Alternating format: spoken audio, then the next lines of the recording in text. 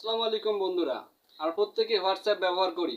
WhatsApp ব্যবহার করার সময় অনেকে আমরা ছবি ভিডিও আদান প্রদান করে থাকি, কিন্তু সেই ছবি বা ভিডিওগুলো আমাদের ফোনের গ্যালারিতে অটোমেটিকলি ডাউনলোড হয়ে যায়, যার কারণে অনেক সময় আমাদের প্রবলেম ফেস করতে হয়। অনেকে বলে থাকেন, ভাই আমার হোয়াটসঅ্যাপে কেউ ছবি বা ভিডিও পাঠালে সেটা আমার ফোনের গ্যালারিতে অটোমেটিকলি চলে আসে, এটা বন্ধ করার কোনো উপায় আছে? হ্যাঁ ভাই, অবশ্যই বন্ধ করার উপায় আছে। চলো তাহলে মোবাইল স্ক্রিনে কাজটা শিখে আসা যাক। চলে আসলাম আমরা মোবাইল স্ক্রিনে, দেখতেই পাচ্ছেন।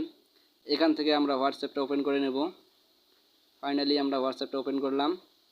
হোয়াটসঅ্যাপ ওপেন করার সাথে সাথেই দেখতে পারবেন এরকম একটা ইন্টারফেস শো করবে। তো এখান থেকে উপরে দেখবেন 3 ডট নামে একটা অপশন আছে, তো এখানে একবার ক্লিক করে দেবেন।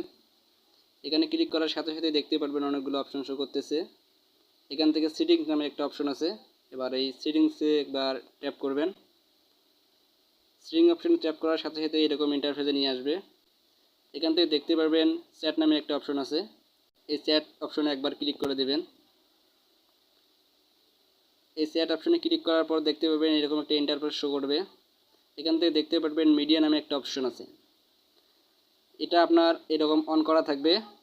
আপনার এখান থেকে এটা অফ করে দিবেন। তাহলে আপনাকে যদি কেউ হোয়াটসঅ্যাপে ছবি বা ভিডিও পাঠায় সেটা অটোমেটিকলি গ্যালারিতে সেভ হবে না, আপনি যতক্ষণ না সেটা সেভ করবেন গ্যালারির মধ্যে। তো এইভাবে সেটিংটা করে নেবেন। ভিডিওটা দেখে যদি একটুও ভালো লাগে থাকে তাহলে অবশ্যই চ্যানেলটিকে সাবস্ক্রাইব করে পাশে থেকে বেল আইকনটি প্রেস করে রাখবেন পরবর্তী এমন গুরুত্বপূর্ণ ভিডিও পাওয়ার জন্য। ধন্যবাদ।